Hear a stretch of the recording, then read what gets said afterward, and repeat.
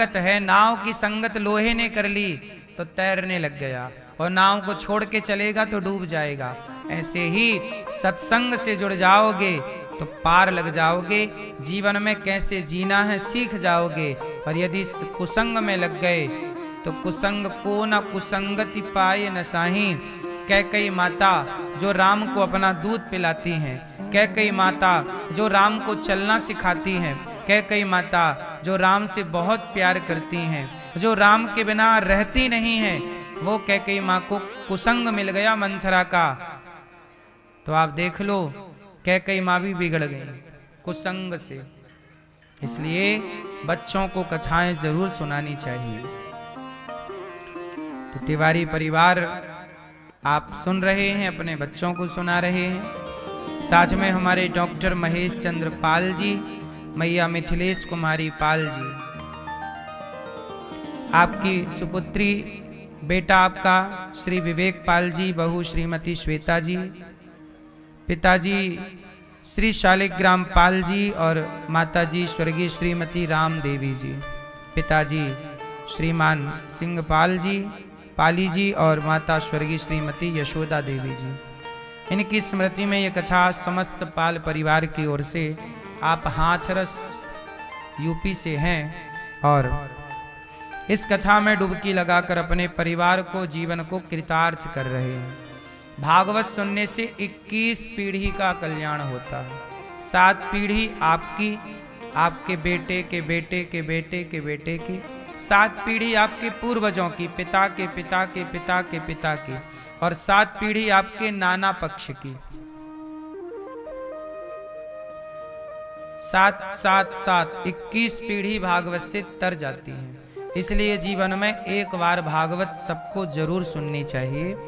29 दिसंबर से 4 जनवरी तक भागवत जी की पोथी पाठ बैठेंगे। आप लोग भी नए वर्ष की शुरुआत भागवत जी के पाठ से, भागवत जी सुनते हुए शुरू करिए। और आप भी चाहें तो भागवत जी के पोथी पाठ करा सकते हैं। जीवन मिला है, कुछ अच्छे कार्य हम और आप करते ही चलें। प्रयास करें कि हम अच्छे अच्छे काम करें। कल हम लोगों ने सुना कि भगवान श्री कृष्ण प्रकट भये माता देवकी के यहाँ। तमद्भुतं बालकमम्बुजेक्षणं चतुर्भुजं शङ्खगदायुधायुधं श्रीवत्सलक्ष्मं गलशोभिकौस्तुभं पीताम्बरं सान्द्रपयो। देख लेते थे पहले, ध्यान से देख लिया और देखा कि ये तो उग्रसेन की पत्नी है। तो उस गोभिल नाम के दैत्य ने क्या किया कि उग्रसेन का ही रूप बना लिया। और वो पूरी कहानी समझ गया राक्षस, किसके पति मना कर रहे थे फिर भी आ गई, तो पति का रूप बना लिया। और गोभिल नाम का दैत्य गया, बुलाया, यहाँ आओ। उसे लगा पति आ गए तो पति के पास चली गई। बोले आप यहाँ नहीं थी, राम के सामने रावण की बहन थी और बहुत सुंदर बनकर आई थी सूर्पनखा। राम चाहते तो मोहित हो जाते। और रावण के सामने सीता जी हैं। सीता जी को रावण बोलता है कि ये सोने की लंका आज से तेरी, इतना लोभ दिया। जरा बताओ मेरी माँ, आजकल आपको कोई तनिक सा लोभ देता है तो कुछ लोग उस लोभ के पीछे भाग जाते हैं। मैया, कभी किसी के लोभ में नहीं आना चाहिए। तुम्हें कोई कितना भी लोभ दे, उस लोभ में नहीं आना चाहिए। हमारा पति फटी साड़ी दे वो अच्छी है, और कोई दूसरा मर्द हमें 5000 की साड़ी दे, हमें उसकी तरफ देखना भी नहीं चाहिए। क्योंकि कोई पराया व्यक्ति आज आपको सोना देगा, साड़ी देगा, जब वो सब चीजें देगा, कल आपसे आपका चरित्र मांगेगा तो आप मना ना कर पाओगी। इसलिए अपने को किसी के हाथ में बेचो मत, किसी को सौंपो मत। और ये दुनिया फ्री में आपको कुछ भी नहीं देता। दुनिया फ्री में आपको क्यों दे रही है? जरा सोचो ना। कोई आपको 50,000 का मोबाइल गिफ्ट कर रहा है, मान लो। आजकल लड़का लड़की क्या हो रहा बाजार में, गर्लफ्रेंड बॉयफ्रेंड में क्या चल रहा है? एक ने दूसरे को एक मोबाइल गिफ्ट कर दिया 50,000 का। एक लड़के ने एक लड़की को 50,000 का गिफ्ट दिया मोबाइल। लड़की खुश, मेरे बॉयफ्रेंड ने मोबाइल दिया। आज तुम्हें मोबाइल दिया है तो कल तुमसे मांगेगा जरूर कुछ, तुमसे तुम्हारा चरित्र मांगेगा। तुम मना कर पाओगी? क्योंकि गिफ्ट तो तुमने रख लिया। फ्री में कौन देता? मैं हमेशा एक लाइन कहता हूं ना, कोई आपसे प्यार क्यों करेगा? आपसे कोई प्यार नहीं करता। आप सुंदर हैं, शरीर अच्छा है तो आपको 1000 आई लव यू मिल जाएंगे। आप सुंदर नहीं हैं, आपकी ओर कोई नहीं देखता। हाँ या ना? इसलिए अपने जीवन में शास्त्रों में एक छोटी सी कथा है। एक स्त्री थी, वो स्त्री, उसका हो गया विवाह, पति के संग रहती, पति के साथ रहती। लेकिन क्या हुआ कि पति के साथ रहते रहते भी उसके पड़ोसी आने लग गए, कोई भाभी जी, ये भाभी जी। तो उस महिला को पड़ोसी जी कभी लाके साड़ी दे जाएं, कभी उसको लाके अंगूठी दे जाएं सोने की, कभी कुछ दे जाएं। और धीरे धीरे वो महिला वो उनका सामान लेने लग गई, अंगूठी, साड़ी इत्यादि चीजें। अच्छा, पति काम करने चले जाएं तो पति जब ना रहे तो पड़ोसियों से, अन्य पुरुषों से मिलने जुलने लग गई। और धीरे धीरे वो महिला अपने चरित्र को बिगाड़ बैठी। याद रखिएगा, ती में खुश रहा करो, पराई स्त्री पराई पुरुष को मत देखना। उदाहरण आप समझो ना, रावण जैसों का सर्वनाश हो गया जो इतना पावरफुल था। दुर्योधन जैसों का सर्वनाश हो गया, पराई औरत के कपड़े ही तो उतारा था ना, वहीं से तो उनके सर्वनाश की शुरुआत हो गई। हाँ या ना? द्रौपदी को कपड़े, क्या बोला दुर्योधन ने? कपड़े उतार दो, इसे निर्वस्त्र करके मेरी जांघ में लाकर बिठाओ, मेरी गोद में लाकर बिठाओ। एक पराई औरत को निर्वस्त्र करके अपनी गोद में बिठाना चाहता है दुर्योधन। दुर्योधन को भी तो भूख लगाई ना चमड़े की, हो गया सर्वनाश। 100 भाई थे, एक भी नहीं बचा। इनके जितने बच्चे थे सब खत्म। गलती एक दुर्योधन की थी और सजा 99 निर्दोष भाइयों को मिली। और 99 भाइयों के 1-1, 2-2, 4-4 जो बच्चे रहे होंगे सब मारे गए। इस तरह से कंस पैदा हुआ। और कंस जब अपनी बहन को विदा करने जा रहा था तो आकाशवाणी हो गई कि कंस, तू जिस बहन को विदा कर रहा है उसका 8वां गर्भ तेरा काल होगा। अब तो कंस बिगड़ गया, बोला बहन को ही मार डालता हूं, ना रहेगी बहन, ना होगा बच्चा, ना मरूंगा मैं। वसुदेव जी ने समझाया कि बहन को मारेगा पाप लगेगा, तुझे बच्चे से डर है, मैं तुझे बच्चा दे दूंगा। कंस ने जेल में बंद कर दिया। देवकी माँ के 6 पुत्रों को कंस ने मार डाला। 7वां बच्चा हुआ तो देवकी माँ के गर्भ से निकालकर रोहिणी माँ के गर्भ में ट्रांसफर किया, जो बलराम जी कहलाए। और 8वें गर्भ में भगवान नारायण माता देवकी के यहाँ भादों के महीने कृष्ण पक्ष की अष्टमी तिथि रात के 12 बजे अभिजित मुहूर्त में प्रकट हो गए। और जब प्रकट हुए तो कंस भगवान को लेकर के जब वसुदेव जी चले तो कंस के पहरेदार सो गए, पांव की बेड़ियां खुल गईं, हाथ की हथकड़ियां खुल गईं, जितना बंधन था सब खत्म हो गया। कृष्ण को लेकर के चल रहे हैं ना, जो भगवान को लेकर चलते हैं उनके जीवन में हर बंधन से वह प्राणी मुक्त हो जाता है, जो भगवान को लेकर चलता है। इसलिए कहता हूं कि आप लोग भी भगवान को आगे करके चला करो। आगे मतलब याद करके, कहीं भी गए प्रभु को याद करके। और ये भाव रखिएगा कि आप अकेले नहीं हैं, हर समय आपके संग भगवान है। ये विश्वास रखिए कि तू अकेला नाही प्यारे राम तेरे साथ में। अच्छा एक बात बताओ, अर्जुन के आगे कृष्ण है कि अर्जुन के पीछे कृष्ण है महाभारत में? कहां? रथ में कौन आगे है और कौन पीछे है? हैं? अर्जुन पीछे हैं और कृष्ण। अर्जुन रथ पर बैठे हैं ना महाभारत में, तो आगे कृष्ण चला रहे हैं, पीछे अर्जुन बैठे हैं। तो जिसका रथ भगवान चलाएं, सोचिए जरा, क्या उन अर्जुन की हार होती? आपको भी जीतना है तो अपने को पीछे कर लीजिए, भगवान को आगे कर लीजिए। ये जीतने का मंत्र है। अपने को हमेशा पीछे रखिएगा और भगवान को आगे। हे प्रभु सब आपका है, नाथ सकल संपदा तुम्हारी, सब भगवान का, मेरा मुझ में कुछ नहीं, जो कुछ है तेरा, तेरा तुझको अर्पण, क्या लागे मेरा। देखो है सब आपका ही। ये 100 रुपए हैं, ये 100 रुपए आपके हैं। आपके जेब में रहेंगे तो गिरने का डर रहेगा।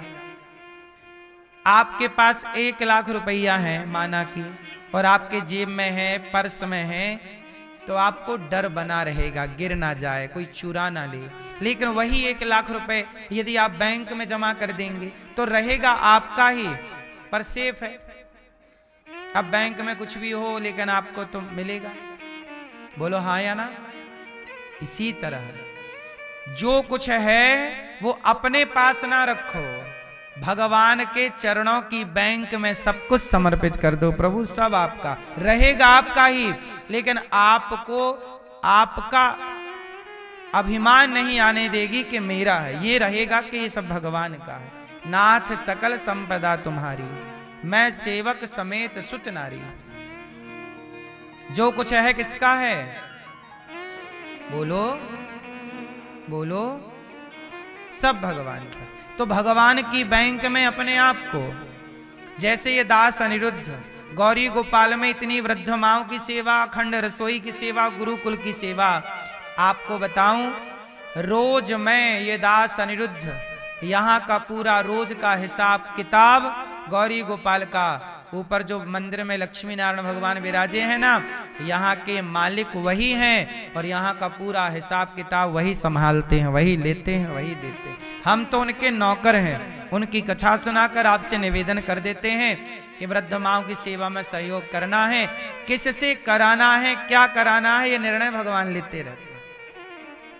यदि आपने गौरी गोपाल के लिए 1000 रुपए, 5000 रुपए, 10,000 रुपए यदि सहयोग किया है, तो आप ये समझ लेना कि आपसे भगवान ने कहा है मन में कि कर लो सहयोग यहाँ। तो आपसे भी ईश्वर ने करवाया कि नहीं?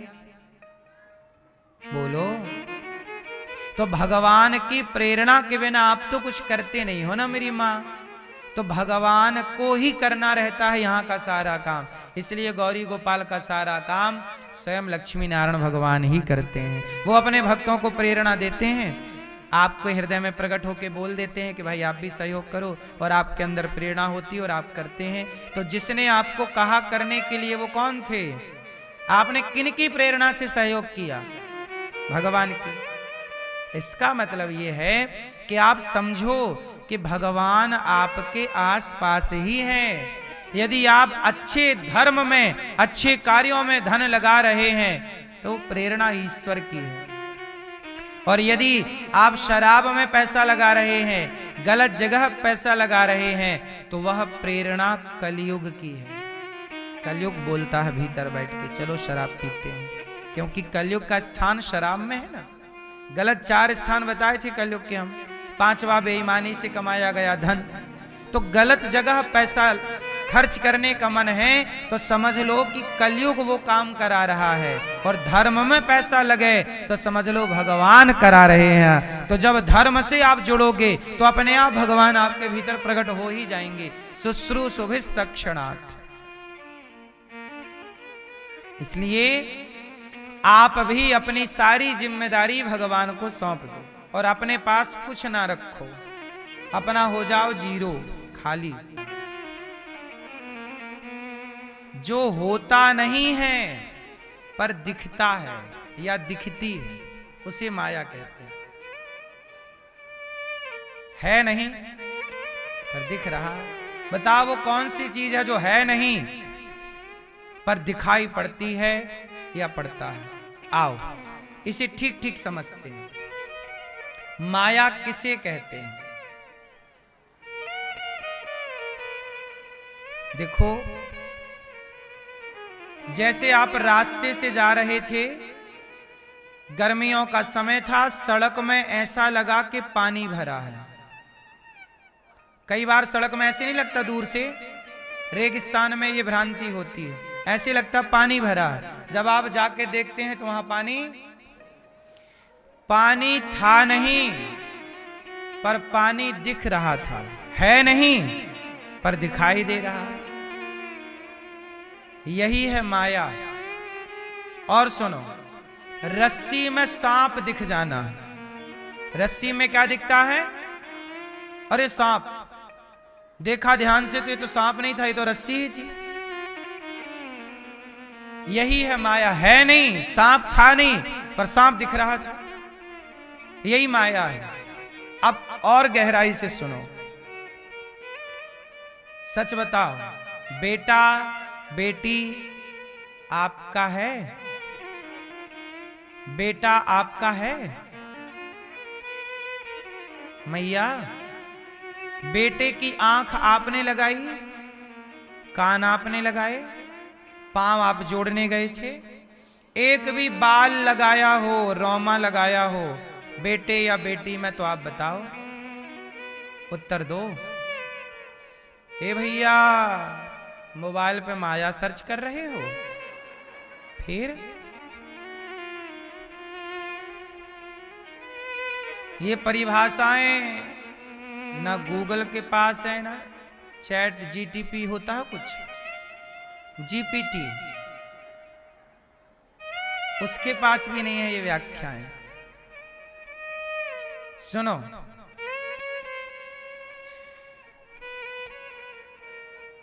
आपके बेटे में एक भी रोमा आपने लगाया हो किसी ने तो बताओ। सारा डिजाइन किसने किया है आपके बच्चे को? उसे रूप रंग किसने दिया है? किसका है वो? लेकिन आप क्या कहते हो? मेरा है। यही माया है, जो आपका है नहीं पर आपका सा लगता है। जो आपका है नहीं, आपका है, तो कितने बच्चे चले जाते हैं, आपका था तो रोक लेते। आपका कुछ भी तो नहीं है ना मेरी मां। तो बताओ, ये माया है? आपका है नहीं पर आपका सा लगता है कि मेरा बेटा है, मेरी बेटी है, पर आपका है नहीं। अच्छा ये बताओ, ये आंख किसकी है?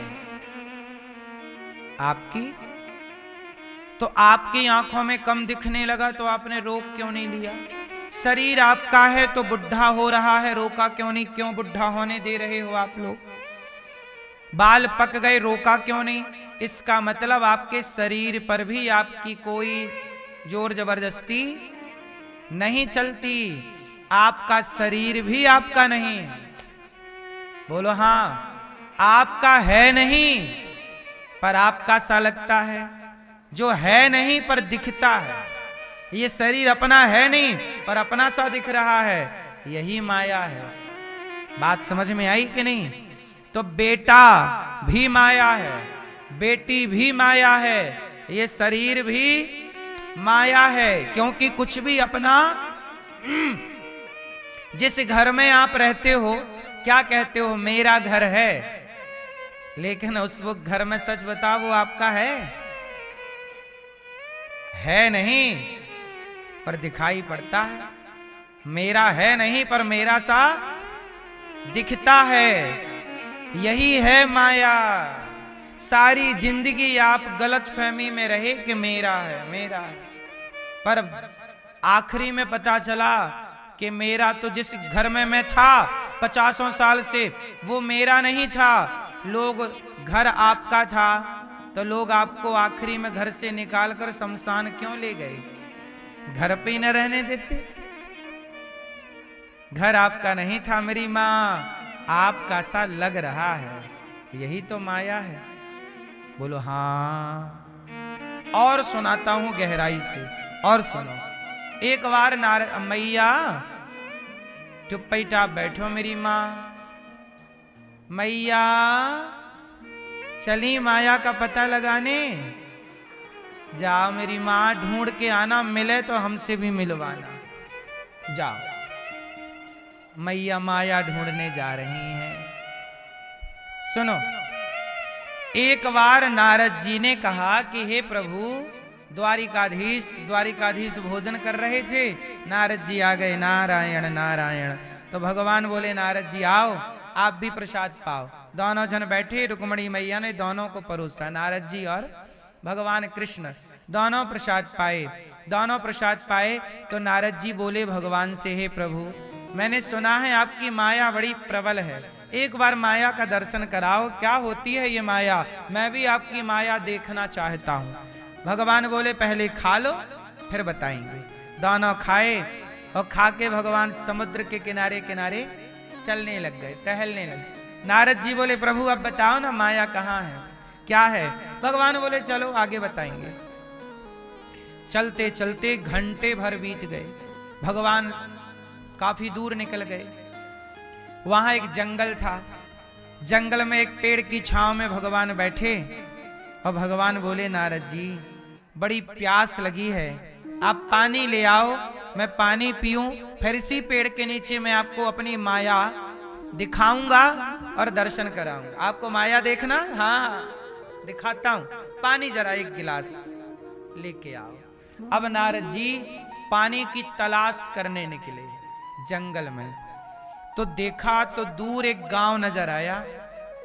अब देखना माया कैसी है और क्या है। नारद जी को भगवान माया का दर्शन करा रहे हैं। ध्यान से सुनिएगा।